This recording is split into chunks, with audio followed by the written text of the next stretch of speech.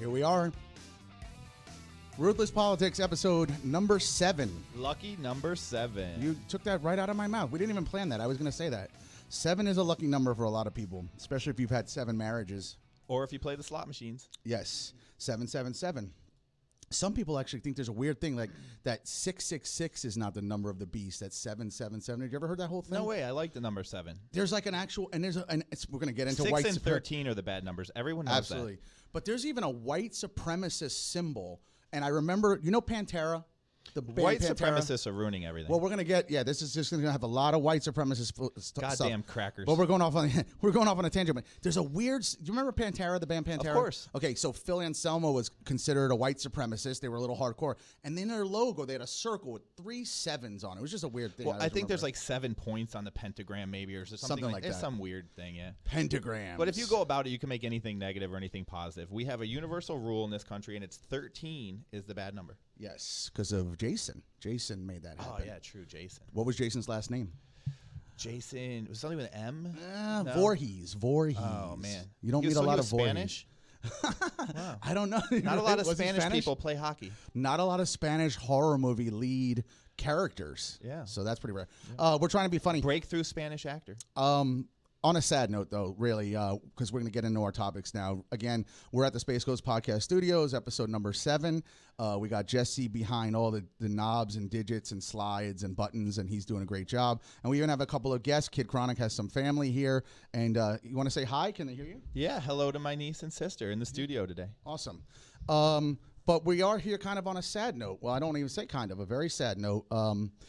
Usually we talk politics mainly, but our first topic that we're going to go into is more of current events, and that is the 2 shootings that have been highly politicized, and we're going to get into that too, because politics comes right into play, right into play. But rest in peace to all of those, and our heart goes out to the folks in El Paso, Texas, and in Dayton, Ohio, that suffered these horrendous events, and all the families. I mean, it's all still, everything's still unraveling for a lot of these people. I mean, I don't even think it's hit home yet. So it's a very, very sad thing, but it is topical, and we're gonna get into it. Is there something you want to say before we jump right in? No, I just think that this, unfortunately, is the new normal in America, and I don't know that we would even be talking about this really as much if there wasn't 2 of them that just happened back to back. I think that brings a lot of attention to it. I did notice that some Republicans are starting to turn away from the normal thoughts and prayers and the normal kind of just defending the NRA that they normally do in these scenarios. I think that we may finally be at a tipping point, although I say this every time and then nothing ever happens. So who knows? Yeah, so far nothing has happened. I think even some of Trump's comments after this is he's touched on gun control, and Trump's very big on touching on mental health. If you notice, he's always talking about that with these incidents, which we know nobody's doing anything about. We'll see how that goes. To catch everybody up, I'm sure everybody knows a lot of what's happened here, but the El Paso shooting, why is this such a big deal, like Kid Chronic said? First of all, we had these back-to-back, and that's completely unheard of. Talking about 24 hours, completely unheard of for mass shootings. I think that we're at 31 dead right now. I believe you're right, because sadly, 2 of the people that were injured originally in this reporting have passed away. And there's a lot more injured as well. There's probably another 20-some-odd people or more that are suffering serious injuries right now. I believe you're right. So it's 22 deceased now in the El Paso shooting and 9 in the Dayton. Why we're also going to talk about this really is because this has now become extremely politicized. And I've done extensive research now on both of these gentlemen, and they are from completely different ends of the spectrum in terms of what their politics are and what their interests are. And I got to tell you, the Dayton guy is way more nuts than the other guy. The other guy, at least. So here's the deal. Patrick Crusius. It was the El Paso shooter. He's the Texan who drove to El Paso and committed the shooting at the Walmart. Here's some interesting things about this situation with this boy. First of all, he was wealthy. He's from a city called Allen, Texas. Very big house. Very big house. Looks like the family has millions of dollars. Has a nice family. He has a brother and a sister. The family's been in hiding, by the way. They don't even know what to do with this. What would you do? What would you do? That could be a whole nother podcast. Yeah. So they're not talking to anybody as of yet. You've heard nothing from his family. I'm sure they're surrounded by legal counsel at this point. Yeah, that's understood. Here's what I learned. I don't know if you know this. It's interesting because the police are saying he's being very sharing of all of his information, what's going on. He's proud. Well, he's been kind of cold, they said, and he has no remorse. That's been on record. But here's one thing I don't know if you know. They said that he got lost. He wasn't intending to go to that Walmart. He got lost. By the way, no talk about where he was going to. I think we deserve to know that. I'm curious, if he got lost, where was he going with his guns or his gun? So that's number one. Where was he headed? He got lost. They said he was hungry, which is also odd because why would you go to Walmart of all places if you're hungry? Shooters got to eat, man. Shooters got to eat. Shooters still needs 3 meals a day. There you go. Hashtag shooters got to eat. By the way, I didn't say that. That was Kid Chronic. That's okay because I'm not going to defend this guy at all. You'll see. That sounds like something I'd say. I happen to think that's pretty cool. That's pretty funny. But here's the thing. Where were you going, first of all? I think that's interesting. He got lost. Now, he is being charged for not a hate crime. They're getting him on domestic terror. They're following up with possible hate crime. Here's an interesting also perspective. Do we need to parse all that? I think once you kill 22 people, does that really matter? Well, I mean, it goes into the whole thing. It gets political, right? So people will say it's a mental health thing. This guy's not crazy. As you clearly said, he's not crazy.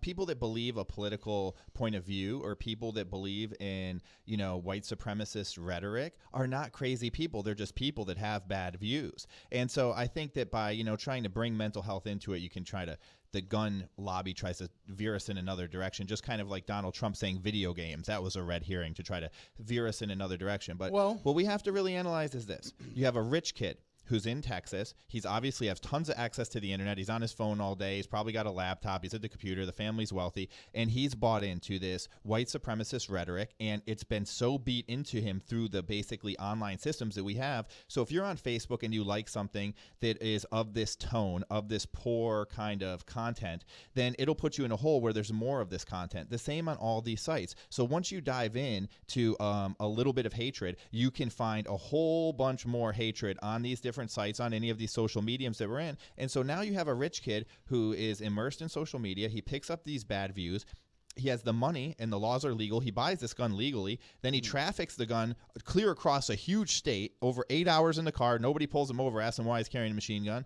And then he gets to a Walmart and he proceeds to kill, 22 different people and injure a whole bunch more. And you have to ask yourself, the only way that we can even put a nip in this, and it won't solve the whole problem, but the only way we can put a nip in this is with sensible gun control laws. We have to ban these weapons, we have to ban these magazines, and we have to do everything we can, and mental health can be a part of that, but we have to do everything we can to try to prevent these. Well, I'll tell you what, and I want to go into some more specifics about him. I don't think cocaine's illegal, and everyone gets hold of it that wants to. So the black market, unfortunately, will always thrive. And unfortunately for us, there is no turning back on the gun thing.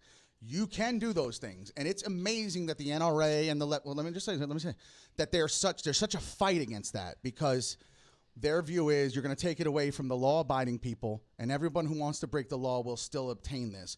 And we know that that's pretty factual. However, we do have to do something. I agree. You can't just stand there and say, well, it's going to happen anyways. When we had the assault weapons ban back in 1994, roughly, I'm rough with the years on this one, but we had the assault weapons ban, and George Bush let it sunset. Since then, we have had a lot of mass shootings. Now, if you look at the stats, it doesn't look like the mass shootings have really gone up that much. It's steady. But the amount of people killed in the shootings, I think that has gone up. And I think one of the arguments that people make now, and as a liberal, we have to consider this argument, there are so many guns on the street that even when we banned them, the number of shootings didn't go down that much, because guess what? All the people that would commit a shooting already have the gun. They already have 10 guns. There's stats out there where most of the people that have guns have multiple guns, and most of the population actually has no guns. So the idea that everybody has one or two is not actually accurate. This is true. The people that like guns have stockpiled the guns. They have collections of guns. And so if we do an assault weapons ban, it's not really going to change that. But I think the argument is,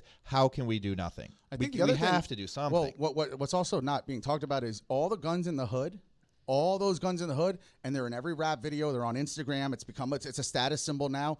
Those are all illegally obtained. You know that. I would defy anybody to go find me the number of legal gun ownership by African Americans in the United States, I would venture to say it's under 3%, maybe even 1%. There's a lot of illegal guns that are owned in the hood, because Right. they're easy to So, get, and exactly. it's like a chain. It's like a drug deal. that's gonna But happen it's like everywhere. something cool that they participate Absolutely. in the gun trade. And it's their own market amongst each other. almost like dog fighting or something. It has a part of their culture. If you're dealing dope, which sucks, guns are around. But it is real. It is a part of the culture there. But All guess what? illegally obtained. These were white people that did these shootings, and Sure. they did them with legal guns. Absolutely. So, but so here's the What thing. about this? Not George. So Biden, he was part of the original assault weapons ban. He wants to bring the assault weapons ban back, and then he also wants to combine that with a big buyback. He wants to buy back all these weapons, which I don't know what that would cost. I don't know who would be willing to sell them. But what are your thoughts on an assault weapons buyback? You will get some of them back. I think you have somebody desperate like a pawn shop that needs $500, and they're going to Or turn a their young gun in. kid who maybe wants to buy something else, and now he doesn't have the gun when he gets crazy later on. Australia did this. Other countries have done it. So the most recent country to take all the guns back from their people was Australia after a mass shooting. So other countries have done this over time, but the most recent country to truly do that is Australia. One way is the buyback, and then the other way is hang felonies over people's heads so you scare them. A big reason why people don't do drugs is not because they're afraid of the drugs. They're afraid of breaking the law. They don't want to go to jail for doing the drugs or having the drugs. So it is a deterrent for a lot of people that jail or a felony on your record or whatever is what's stopping you. You can start to scare the average. Gun nuts are not going to care. It doesn't matter. People that go to gun shows ain't going to care. But that guy who's on the fence about it, he's not going to get that gun because he don't want a felony. You touched on an interesting thing there, too. Yeah. It says about, being scared of going to jail. How come these kids, these white kids, these rich kids, aren't afraid of going to jail for 20 years? This kid in Texas, they want to give this kid the death penalty. Does he realize that? So how in the hell can he not be looking forward to the rest of his life? How could he think that this act of violence was worth giving up the rest of his life? I mean, that is a real question about what is going on in society when rich white kids would rather prove a point, a one-time point, than live the rest of their life in enjoyment. Then you should know how scary this is, and it's not going to stop. So you want to hear the bad news, everybody? This is not going to stop. This is not over. You are going to have copycats, and you have angry people. We're in a polarized society. And what's also happening is and the media loves to do this now as it's more politicized, if you're going to keep telling white people now, white domestic terrorism, white nationalism, this, and this. This is white terrorism. It may be, but you're going to now prod this too, because you're going to piss people off. Because the fuel for it is the fact that white people do not like the fact that they're becoming the minority for the first time in history. So that's creating which is in his manifesto against the people that they imagine are, becoming the majority. Well, so I want to talk more about this kid because I find this all very fascinating. And again, people may not know this. So in his manifesto, he actually brought up, hey, remember all you people that talk about how the white people took this from the natives? Or a lot of lefties are big on that. Like, this is built on blood, this terrible country. Yep, okay. Blood and soil. Right.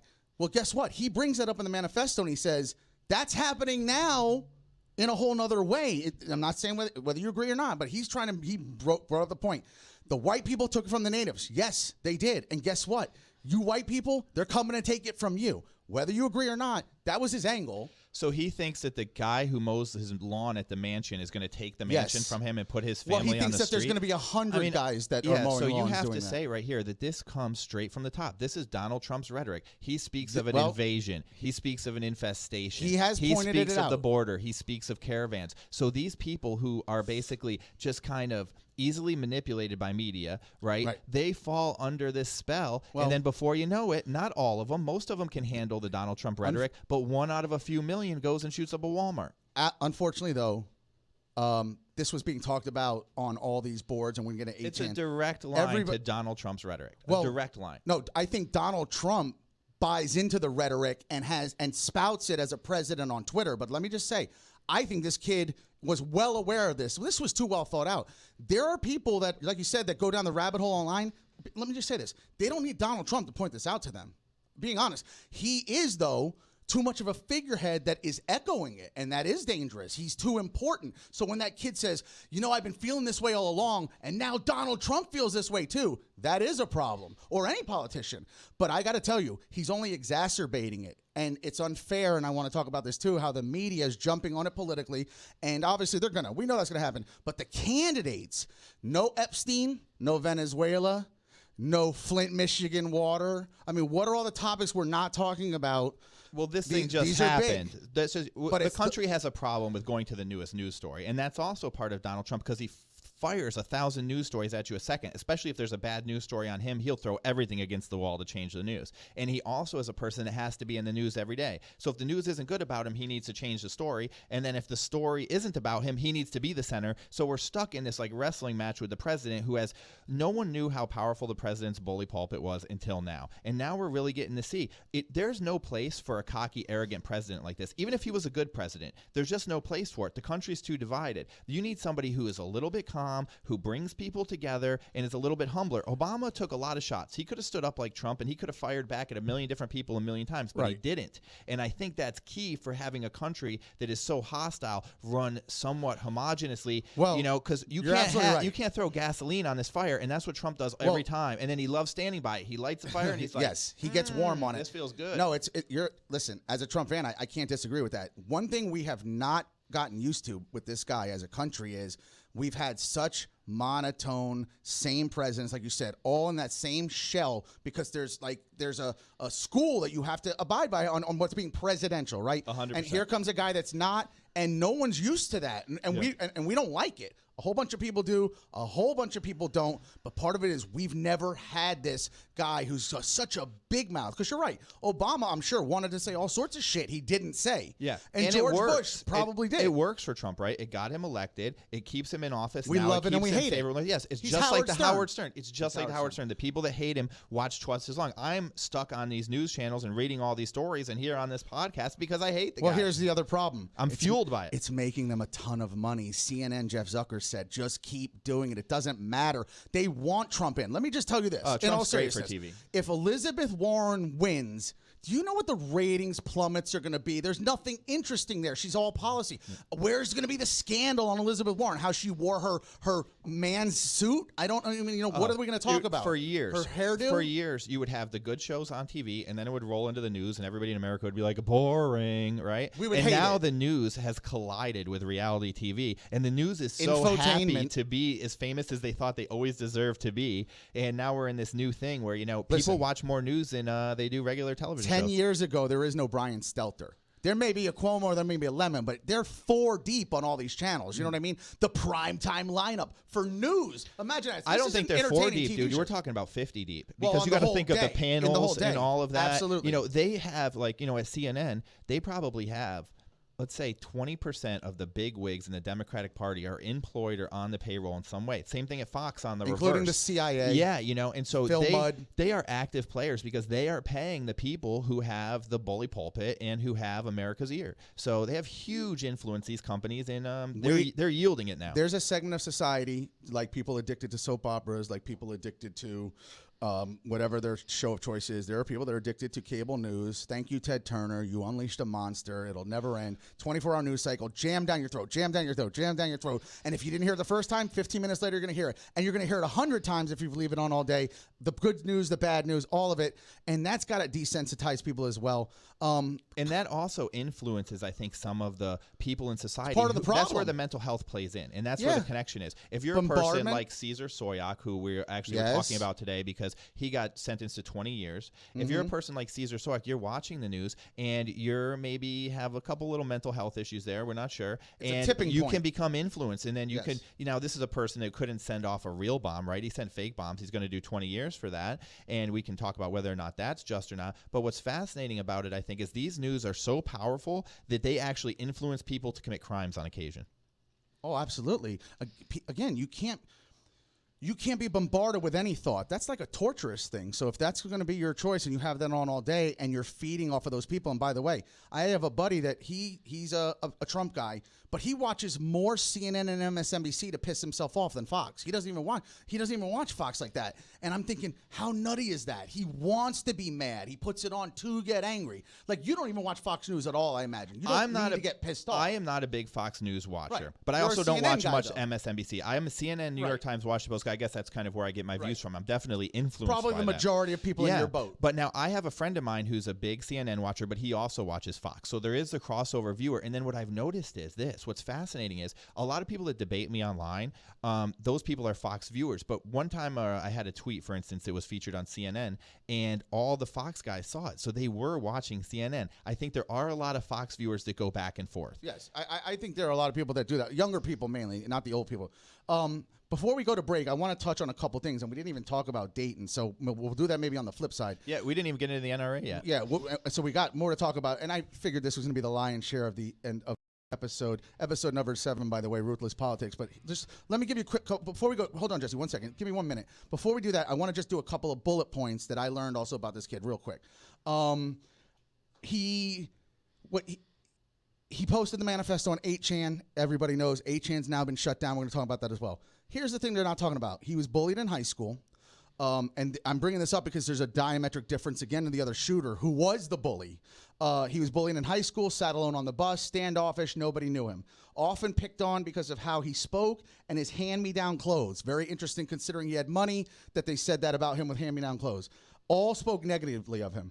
He ran away at 16 years old, came back immediately. So that was his only brush with the law. He seems to be a good kid. The other thing about him that I found out was, or also about this whole situation, we don't know what the gun is yet on this. They said AK-47. They backed off of that. Looked a lot like an AK-47. It looks like it. They have not gone on record, and the other one they have. That's why I'm bringing it up. There are some very interesting differences.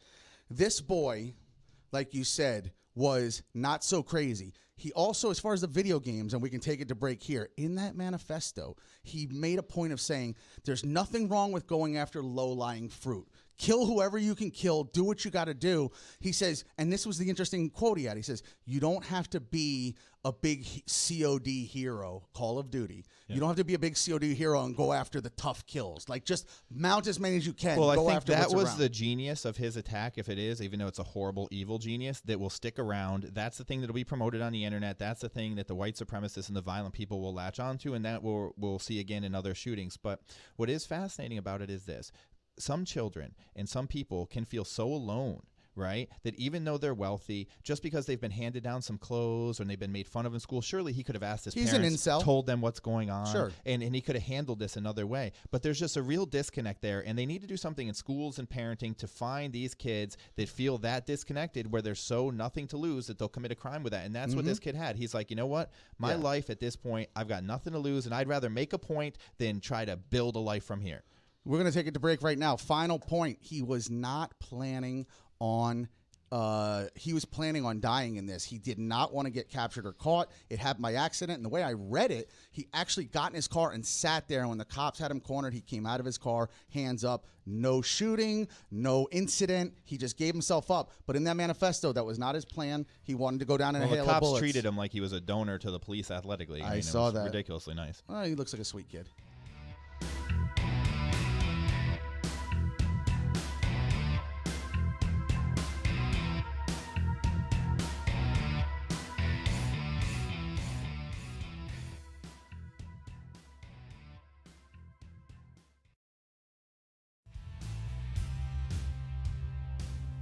Ruthless Politics would like to thank all of our badass sponsors. SFL Media, media for the modern world. Check them out at sfl.media. Video God, the best viral video site online. Check them out at videogod.com. Pure Clear Hemp, premium CBD isolate. Check that out at pureclearhemp.com. And Tall Circuit Technology, home automation experts. Of course, our show's hosted by Space Coast Podcast, and a special thanks to them.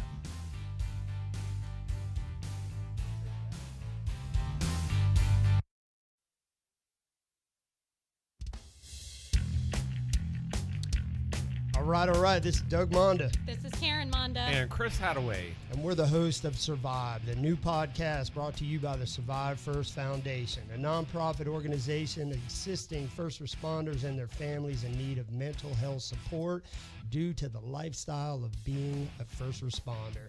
So, Chris, tell us what we're going to have. We're coming to you from retired and active law enforcement officers as well as their spouses to discuss the responder life. Don't forget, this is an unedited and raw podcast, so we need your interactive suggestions and advice to help us help others. So find us live on our Survive First Facebook page and join in the conversation, or find us on demand on Spotify, iTunes, or anywhere you listen to podcasts, from the Space Coast Podcast Network to you.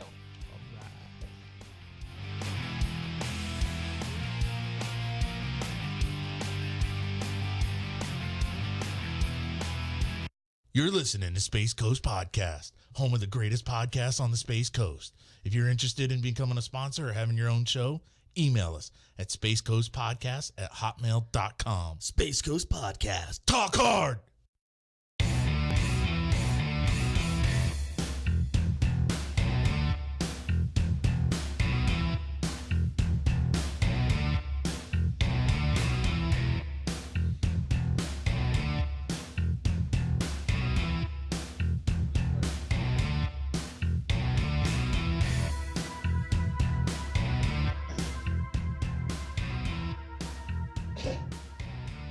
We're back. We're back. Lucky episode number 7. Number 7, Space Coast Podcast Studios. It's sunny again. It's been very rainy here in Florida. You're listening to Ruthless Politics. We also want to say really quick, thank you. We're almost at 1,000 likes on Facebook, and that's really cool. We're getting more engagement. And Push us over the top to everyone today. Yeah, Let's get to 1,000 today. Let's hit 1,000 today. And we want to also thank that guy on iTunes that's pretty much ruined my week. We got one beautifully scathing review on there, and but thank you for listening. Clearly you do, and closely, and that's all we want. Haters gonna hate, Treez. I wouldn't worry about it. Yeah. Let's get right back into this. We haven't touched on Dayton, but I think, and let's touch on Dayton, and then you could talk about the NRA and the angle that you were talking about with that. Pat is he's got like NRA shirts and The hats National and all that. Russia Association. Yes, he's got an interesting fan. perspective here Oh, of Russia's role in the NRA, which I didn't even know that was a thing. But we're going to hear about that. And then he'll lick the boots of the guy on CNN or something like that guy said. Yeah. But he said I had TDS, Trump derangement syndrome. TDS. Yes. Yes. A lot of people seem to have that. So here's the thing. The other shooting we want to get into is happened right after a whole completely different set of circumstances. Was in Dayton, Ohio, and his name was Connor Betts. Now Connor Betts was a now this was an interesting Connor, was he fellow. white? Connor was white. Connor was white. Jimmy Connors was white too, and a hell of a tennis player. But so here's the thing. Yes, folks, there is a proliferation. It seems that you're seeing that these are young, disenfranchised white kids. But this guy was completely different than Crusius, and this is what makes this very fascinating. Political ideology different. This was the bully. So how about this? Connor Betts. Here's what I learned about him. He had a much more active social media. His Twitter referred to him as he, him. He used the proper pronoun. Very fascinating. He made sure that you knew that he was a he, him. He's into anime. He's a metalhead. He's a leftist, and he's going to hell and not coming back. So interesting. He talked about cutting the fences and slicing ISIS tires. He actually had a kill list for the guys at high school and a rape list for the girls in high school. He put it in the bathroom, and then he was sending it to the girls to intimidate them. This guy was actually on the radar. This is what makes this scary about this guy. The police had already been talked to about his list, that he was violent. He was known as a bully in school. People stayed away from him because they were afraid of him. Open Satanist. In his pictures, he's got a big patch that says against all gods instead of against all odds, which is from a satanic clothing company. He's open Satanist. A lot of signs with this guy. Very nuts. As we know, he goes to Dayton. He kills his sister. We haven't heard anything about that motive or how that happened, but the sister and a friend of hers accompanied him to drive to this nightclub area. And she was one of the first people murdered, which is also very odd. We're not hearing too much about why that was. He had a .223 rifle, 100-round. Now, here's what you're talking about with the banning. He had 100-round drums, almost like a Tommy gun, like, you know, that snap kind of thing that you do. And you got 100 bullets in there, like that. So the police were to him in a minute, and he got that many people injured and Scary. killed because of that clip. You can't There's disagree no with that. That's hard to logical disagree reason with. for I would agree with that. kind of clip to be on the streets. Interesting difference also with this whole thing again. Immediate surveillance on Dayton. We've gotten the gun We don't have the gun in El Paso. We've got a lot of surveillance. The only thing we have from this is what people did with their phones. No surveillance footage of this kid. We have the one photo, I think you've seen it, in the Walmart. He's got the gun, and it's a still photo. I've seen one photo as far as from a surveillance camera. I find that a little strange as well. I'm just saying in terms of comparing the two. He was an Antifa supporter, Connor Betts. He said he was a leftist. There was a picture on his Twitter of Kamala Harris and Elizabeth Warren, and he said, and they were like, possible ticket, and he was like, I'm not a big Kamala fan because she's a former cop, prosecutor, I guess is what he means, but Elizabeth Warren I like, and apparently that's who he was supporting. Interesting she's not being told to denounce Connor Betts. I find that here's part of the problem also, Pat. This is why people are angry too, what's happening. You've politicized Crusius, Trump, immigration. Connor Betts, Antifa lover, leftist, echoed Alexandria Ocasio-Cortez on all of her thoughts on ICE, and supports Elizabeth Warren. No denouncement, no talk about it. Do you at least notice the difference? Well, yeah, you have to understand we're in a polarized environment. Just like you said, it's a polarized country. So there's going to be shooters on both sides, folks, and there's going to be a lot of shooters on both sides because we have what's a powder keg in this country. We have tons of weapons, right? Even I'll give Trump a little credit. We have very violent video games that are teaching these kids tactical skills young. Desensitizing. They have been raised in a mass shooter environment. They're trained against the shootings. They're scared of the shootings. The shootings are in the news. Their parents are in the shootings. So a child or a young person or a teenager knows that they can inflict a lot of harm with this. And I guess if you're a very disturbed teenager or a very upset teenager and you want to inflict a lot of harm, this is now part of the things you can think of. It's not like when we grew up where you're like, okay, I could run away, or maybe I could do some drugs, or like maybe I could steal something, or I could throw a party. We had limited options, I guess, to how we could really raise a ruckus or get in trouble, or if we felt disenfranchised, or we could get in a fight or something, I guess.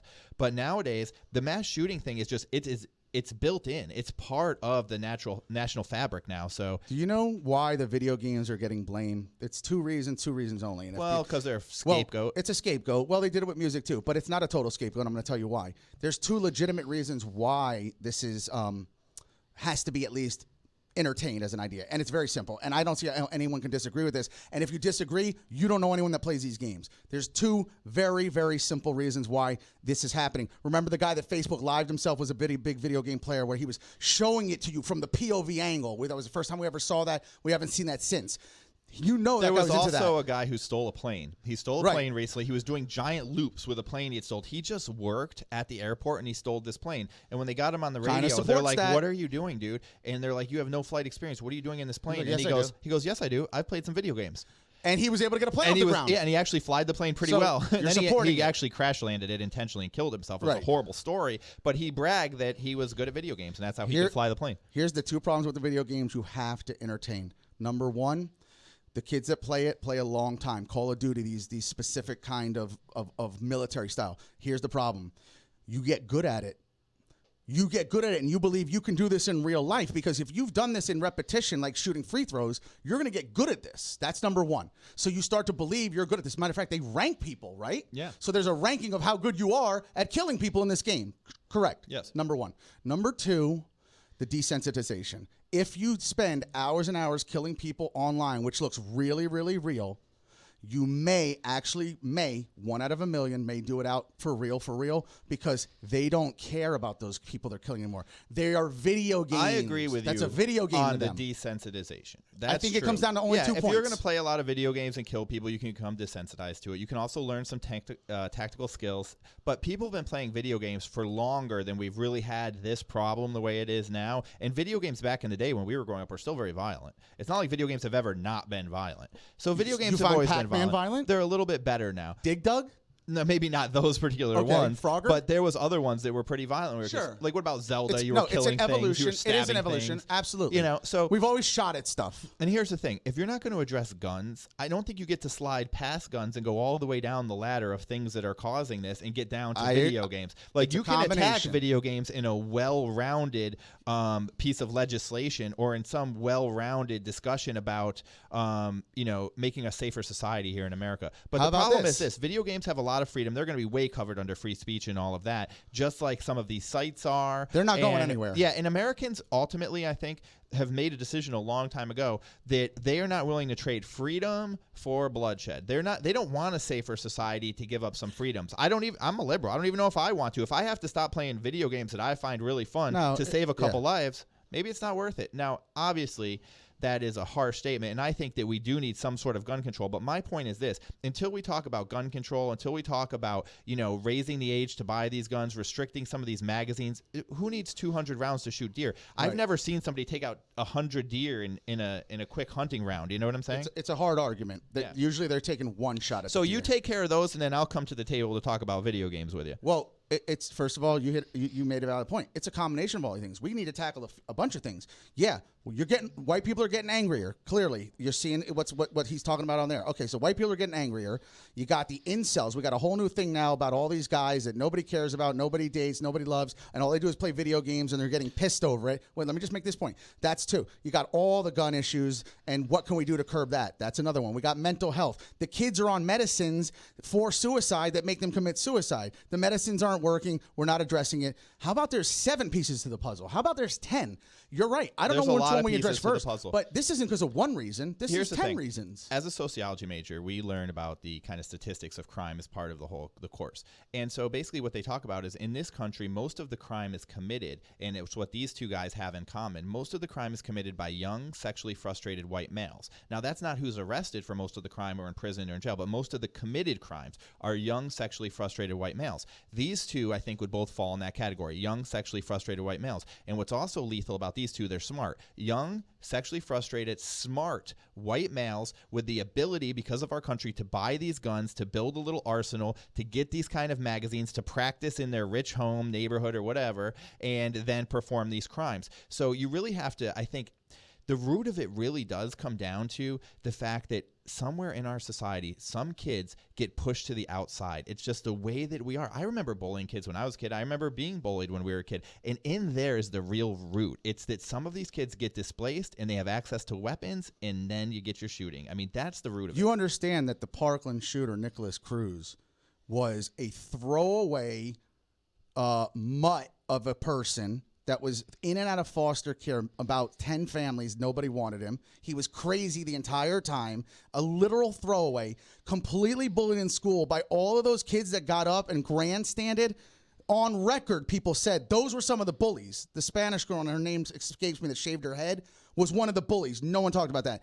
You want to talk about push to the brink? There's a clear-cut example right there. He made a video telling everybody, I'm doing this. And he was a throwaway, and it's very sad. Young, but what are we expecting? Sexually frustrated, white male, pushed to the brink by society with access to weapons. So also, do you see it stopping? No, I don't see it stopping. But here's another thing I think, too. That family, what happened to the family that he took the gun out of the house? They took the gun away from him, then they gave it back to him. They were well-to-do. Now you have this new family that's obviously millionaires. Their son took a weapon out of their house, drove it down to Texas, committed this crime. What is their liability to the people that were shot down in Texas? Can they be sued?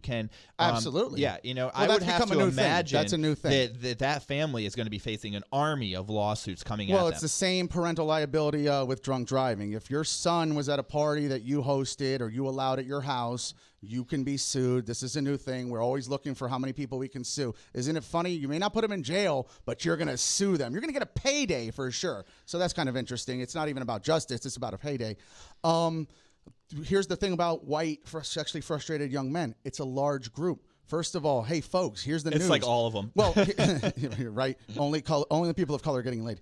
That's probably true, actually. There's a whole thing going on with that. We can have another show about that. But let me say this. That's because a tan makes you more handsome. Apparently so. I must be very ugly. I'm pale white. But so here's the thing. It's a large group of kids. So that's also why this is also a problem.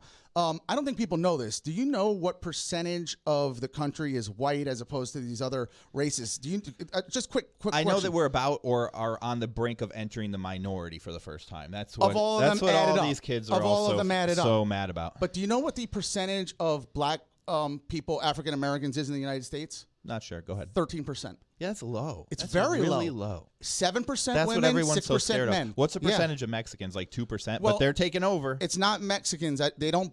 There may be a number for that. They break it down. But the Latin community, anyone Hispanic, has now overtaken the black community that they didn't used to. So I think they're at about 16%. It's really about the Hispanic community. That's the one that grows very fast, and it's for multiple reasons. It is one, they rapidly have growing. big families, Yes. and two, they're coming into the U.S. is through multiple They different also ports. marry and have children. And South America has all kinds of problems right now, so people are kind of pouring in from those countries. But I think that ultimately what's fascinating about that is I think that in the streets, South Americans are the least likely to get some kind of discrimination. Like in the streets, in person, people discriminate against African Americans and maybe even Jewish people or whatever. Right. If you see a Spanish person, you're not even really sure what their ethnicity is. But just on the internet, they get a lot of grief. You know, but in the streets, do you know like a Mexican from, say, like, you know, your other buddy? Like, I don't really know. You know, I try to look like Americans. I try to be good at that. But no, there's vast differences even in Hispanic community. It's people purely an internet discrimination that goes against the Spanish. Well, it's where it's most magnified for sure, and therein It's lies definitely the not in media because in like music, for instance, Spanish culture is flourishing in music. So Americans will be like, "Oh man, I hate you. Don't come into my country," but I'll download your song. Well, they definitely love reggaeton and Jennifer Lopez and Bad Bunny and all those people. But again, well, see, even the Latin community, it's a lot of differences. Like you said, You know what else Americans like a lot? Yeah, Latin food. yes, They love it. They do. Let's You know, they're like, "Hey, get out of my country, but leave the burrito." Yes. And interesting enough, Chipotle created and owned by a white man.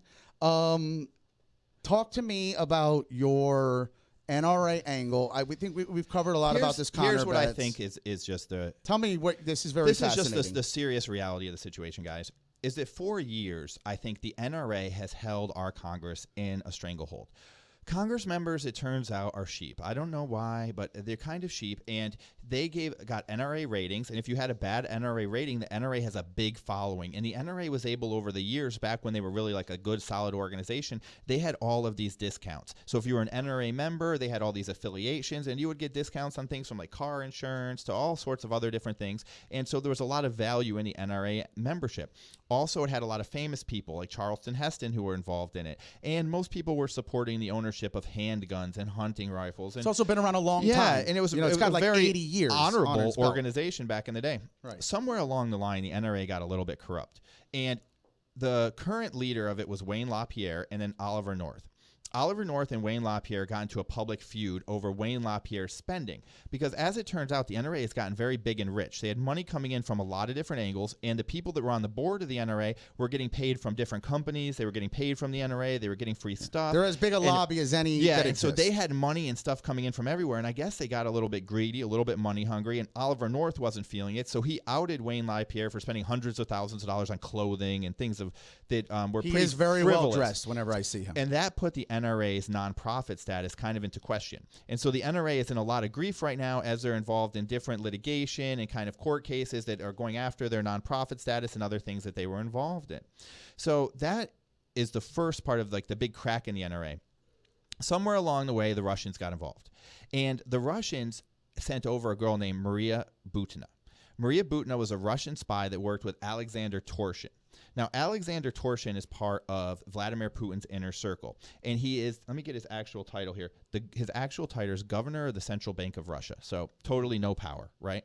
Yeah, so this guy is huge, and he sent Butina over, and he funded Butina's group, which is a pro-gun rights group, and her goal was to push basically pro-gun propaganda here in America.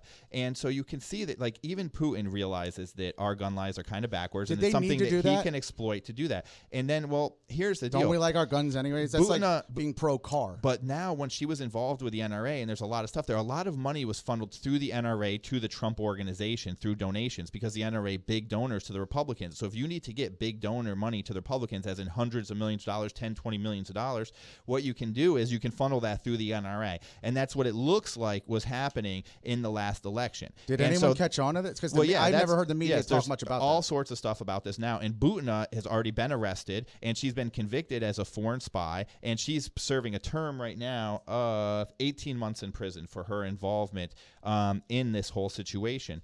But this is also stuff that's all sealed. So whenever they're questioned about this in the Russia hearings or in the hearings that we're seeing on Capitol Hill these days, even Mueller was briefly questioned about this. They always will not talk about it because this is part of the ongoing investigation. Well, it's an interesting perspective. I did not know that Russia was tied into the NRA. I know that the NRA. Oh, big time. I know that the NRA for sure, through all of this propaganda against them, has taken a tremendous hit. They definitely don't raise money the way they used to. So maybe if there's dirty money, that I'm not so sure. But they definitely are losing their luster as far as the American public, because there was a time they were never getting attacked. Well, there was just a whether you time supported them or when not. they were But actually now they're on the for attack. sensible gun legislation. So at the NRA back in the day, they would be for, background checks would be something that they were widely for. But as the money came in, they became more and more corrupt. And I think it started with just so much money pouring in from the gun lobby. And then they had NRA TV going, and they were getting money from so many different angles. And it opened a door for the Russians to get in there and start funneling money around and pushing this pro-gun stuff. And so now I think when you look at the NRA, you have to look at someone that is wildly out of step. This organization is not in step with American society. And how can you be a nonprofit when you're, one, spending $100,000 on clothes for just the president of the organization, and two, you're responsible for protecting all of these mass shooters, or enabling really all of these mass shooters? Without the NRA, we would have sensible gun legislation. Well, they are standing in the way. Yes and no. We would definitely be down that path. Do you understand this? I just want very quick a yes or no from you on this. Here's your slippery slope problem on why the people that are gun nuts or NRA members, what their biggest problem is. They don't trust the government. Just hear me out. They don't trust it. There is a paranoid feeling that once you start enacting, whether it's sensible, not sensible, bump stocks, whatever you think it is, they feel it's going to be a gun grab. It's not going to stop. It may take 5 years. It may take 10 years. I think there's a school of thought, and it's a paranoid school of thought, but we just don't know till we know that if you start giving in, and here's why this is such a problem, there's no give or take here, that you'll eventually lose your guns. Okay. Can you at least understand there's a let me fear respond by to those that. people? Let me respond to that. If you're one of the people, and I do hear this online all the time, if you're one of the people that's afraid of tyranny, that's afraid of the government taking over, and that's why you don't want to get rid of your gun, then you're a fucking idiot. And you're the exact person whose gun we need to take, because you can't be fucking trusted with a gun. The government has F-16s. They ain't have shooting nobody. nuclear submarines. Right. They have everything in the world that would tell us that there's no chance. If our government wants to keep us in little cages, then you just shut the fuck up and get in your cage, because your little M16 pea shooter isn't going to do a goddamn thing. The only way your pea shooter is intimidating anybody is when you go into the Walmart, or you go into like some situation where nobody has a gun, and now you're the big man on campus and you start terrorizing people. But when the military comes, that same shooter that's in Walmart is going to be running down the street with that M16 scared to death. But I'm going to let you know you're half right. That those folks in that flyover country heartland that have 100 guns, going to hand it out to all their family, they're going to fight, and they're not going to run after them so fast. But I'm going to tell you what, New York City, San Francisco, LA, all these no-gun zones, all your liberal cities, those are the biggest, this is a fact, if it's going to go down. Biggest concentration of people, they're going to go after them first. They got to round up the bigger crowds before they go in the heartland and have to really search for all the people in their bunkers. So they're going to go to everywhere where there's mass people, and then there's no legal gun owners.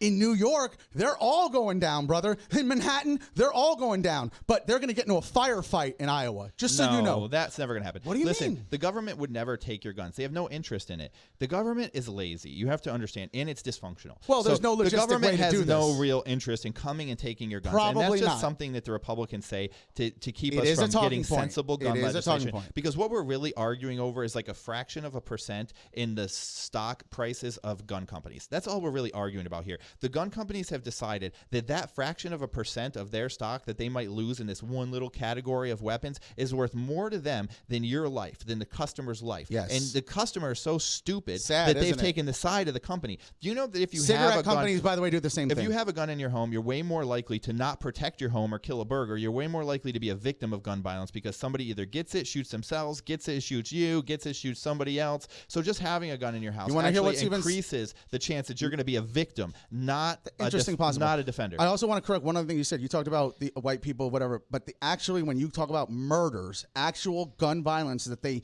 list in terms of gun murders, that is not actually the majority of white people. That is majority, and it's majority gang related and drug related. Unfortunately, well, because that's a tool of their that's where trade. they are. So yeah, just when so you know, get killed by it's a not white these mass person, shootings, right? they It's something like this. stab you with a steak knife, or something like from that. Morton's. But let me say, going back to your other point,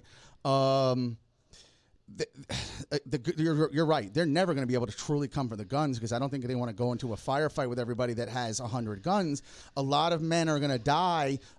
Listen, if we get to that point, we're already at civil war, so everybody start getting nervous. Because if it gets to that point, if it was me, right, and I had to try to help the country, what I would do is I would get rid of the assault weapons, and we could have a discussion, a healthy, honest discussion about what assault weapons are. I'd get rid of the big clips, right? There needs to be something in the school level, around middle school and high school, on a regular basis where they're teaching kids not to protect themselves from shooting, but where they're teaching kids not to be shooters, and about there needs to be more teamwork, more caring about the outsider. I don't know how to put that in, but that's the real puzzle here. It's going to take years, hundreds of years of evolution before we could even get there.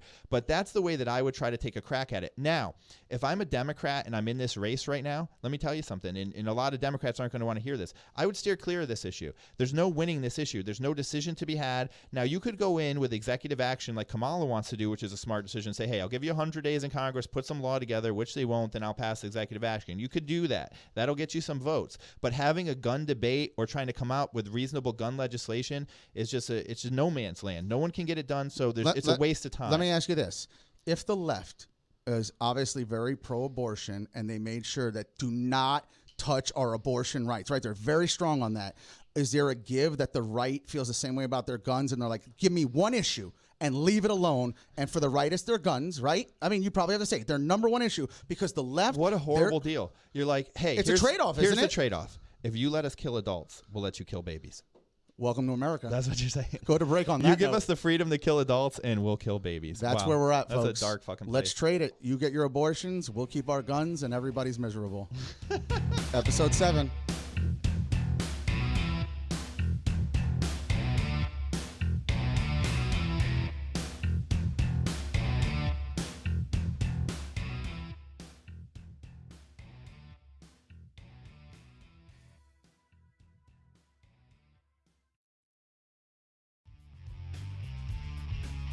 Hey, I'm Vinny with the all-new Vinny Marino podcast. I want you to join me every other Monday as we tackle all the craziest headlines from around Florida and truly explore and uncover what's missing. Also, we will invite the exciting guests from our community who have seen it all and aren't afraid to spill the beans about it. And finally, we can't forget about Vinny's top 3 rants and raves about traffic, restaurants, and events. Join us on Facebook as we go live and bring you behind the scenes of each show and let you be a part of it.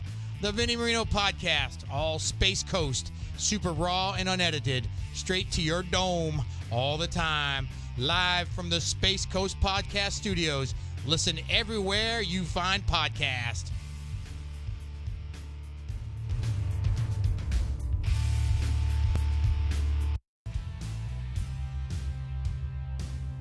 Ruthless Politics would like to thank all of our badass sponsors. SFL Media, media for the modern world. Check them out at sfl.media. Video God, the best viral video site online. Check them out at videogod.com. Pure Clear Hemp, premium CBD isolate. Check that out at pureclearhemp.com. And Tall Circuit Technology, home automation experts. Of course, our show's hosted by Space Coast Podcast, and a special thanks to them.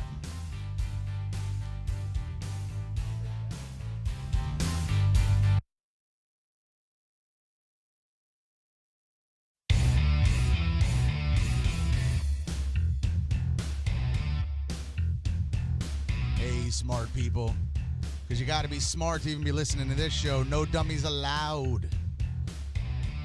Join me every week, Mr. Josh W. on the Mr. Josh W. podcast.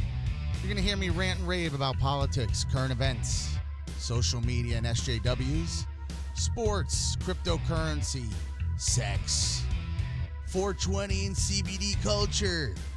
Hell, we can even talk about how your grandma won bingo 3 times yesterday. And good for her. She deserves it. She plays a lot. We'll even have interviews, panel discussions, and the occasional game show. Now you can find me on Instagram, Twitter, and YouTube under Mr. Josh W. You spell that out, MisterJoshw. Very easy to find. And all this good stuff is coming to you live from the Space Coast Podcast Studios in sunny Florida.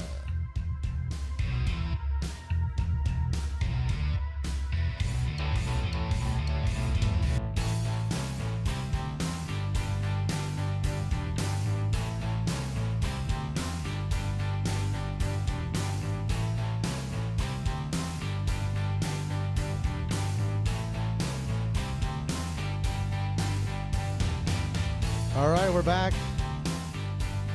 Ruthless Politics episode number seven. It seems like we're going so hard in the paint, like Charles Barkley and Karl Malone, if you know who those two people are. They were dinosaurs that played basketball. But, yeah, we're going hard in the paint with this. We're going up talking about the guns, talking about NRA. We're talking about the shootings. We're talking about Dayton, talking about El Paso. We're talking about Connor Betts. Here's something I'd like to pose to you. Okay, so you know that we just had these two shootings, and we've talked a lot about the debates. Beto O'Rourke was fading fast. Now, all of a sudden, this guy drives to El Paso, Beto's backyard, commits the shooting. Beto hops on a plane, flies down to El Paso, and he starts basically giving it to Trump. Hey, your bullshit rhetoric is causing It's called this. an opportunist. Yeah, and, well, that's okay. Politics a lot is based political on opportunist. opportunities sometimes, He's right? doing it. So he's making the most of He his must be opportunity. so happy this But happened. here's my question to you. Is this enough to get him into the next debate? No. And is this enough to get him, say, deeper in? How big of a boost does he get off this?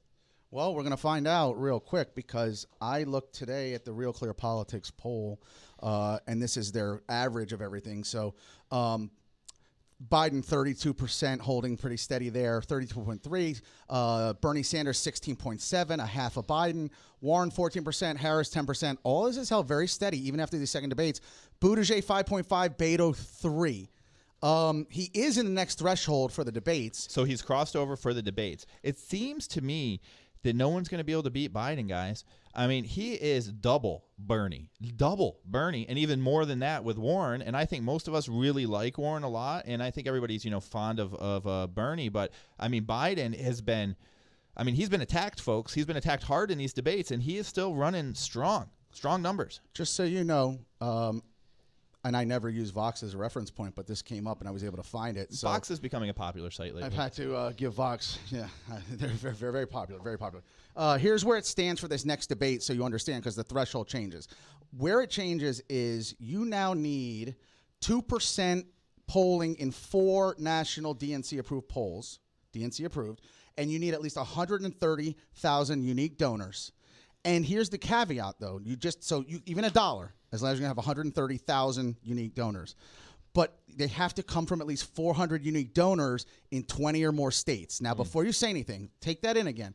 You can't just have the big amount of donors, your popular vote. Hear me out, your popular vote. But you have to have them come, so they can't be loaded all from California. You have to have 400 unique donors in 20 states, kind of like the Electoral College. At your first... Just so you know, why are they doing that, the DNC, making it like the DNC Electoral College? has to keep putting more and more rules on to try to make it more fair. And then after the last debacle at the DNC, you see what they they're had doing, to right? try to clean it up. But here's the thing. I think at first glance, you think to yourself, you're like, oh, wow, that's a pretty diverse cross-section. The DNC has done a good job there. And they probably have, compared to the Republicans, who probably have no requirements. But here's the interesting thing about it. Of course what not. I'm willing to bet, No knowing what requirements. I know about business is politics, is there's a service out there that you probably just pay, and they get that done for you. They go to the different states. They make sure you hit your numbers, provided you have enough of a name to get it done, and you have the money in your organization. But isn't it interesting that they did that? There's Like the probably Electoral- somebody that does that Well, for just you. like the Electoral College that the Democrats are trying to do away with. So they're saying, well, you can't just have 130 unique individually. They got to come from 20 states. It's got to be fair. Interesting. Well, this is going to be the highlight Isn't for that so them, weird? because what you're going to be left with now in this middle set of debates is really just a top tier candidates. You have Pete, who's a great speaker. Right. You have Beto, who's a good speaker. You have Harris, who has a lot of experience and is a minority. You have Warren, who has all the plans in the world, and then you've got Biden, right? So you have a really great set of Democratic debates coming up, and I hope that the Democrats can capitalize on these debates and really start to, get some headway going into this election. If you are excited about that, here's what you're going to find out. First of all, the debates are going to go from 20 people to about 10. So here's your threshold, just so you know. Not only do you have to get the 2%, you got to get the 130,000 unique donors. Here's who's qualified for that, and it's your big names. So right now, if the debates were tomorrow, you would only have 7 people in them, and they are Biden, Booker, Buttigieg, Kamala Harris, Beto O'Rourke did make the threshold, Bernie Sanders, Elizabeth Warren. So there's your big names. Now, here's who's looking in and where they stand. 2 candidates have only met the donor requirement, Julian Castro and Andrew Yang. One candidate has met the polling requirement. That's Amy Klobuchar. So you have 3 candidates that are just one of the things away. Klobuchar was on the news, and she said she's going to make it. So she has some She sort probably of will. data internally that says that she's going to make it. The 15 candidates that do not have either requirement and may really find themselves out are Bennett, Bullock, de Blasio, Delaney, Tulsi Gabbard, Kirsten Gillibrand, Mike Gravel. I didn't even know he was a part of this. Hickenlooper, Inslee, Messam, Moulton, Ryan, Steyer, and Felicia. And Marianne Williamson. God bless your heart. The only 2 that I care about on there are Marianne Williamson and Tulsi Gabbard. Tulsi because she's good, and Marianne because she's an idiot. I love those 2. Well, we want to see them still in the debates, right? I mean, we like to enjoy what they have to say. I do like those, and they're both pretty, so there's no downside there. The thing about these debates, I think, that's really going to be interesting, folks, is what we've been talking about all show. I think that the Democrats are going to turn the corner here on this debate and forget about attacking Obama, forget about attacking each other, and they're going to come hard out the gate on guns. This next debate is going to be guns, guns, guns. That's what I think. Now, that's a good point. I'm sure if it's up to whoever's hosting that debate, they better ask those questions. You know Beto's going to bring it up. That's them. his new calling card, right? He's going to be guns all the way through the election. As long as he's in the game, guns is his new card. It's up to what they ask. So, yeah, if it's going to be led in that direction, and I'm sure it will because they have to play this up. Again, where's Jeffrey Epstein? For fuck's sake. I'm so sorry, but I curse on this show.